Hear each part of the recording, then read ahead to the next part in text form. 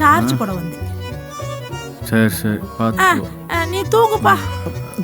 அந்த சரக்கு பாட்டில் மட்டும் தான் எடுத்தேன். நீ என்ன நடந்துகிட்டு இருக்குது?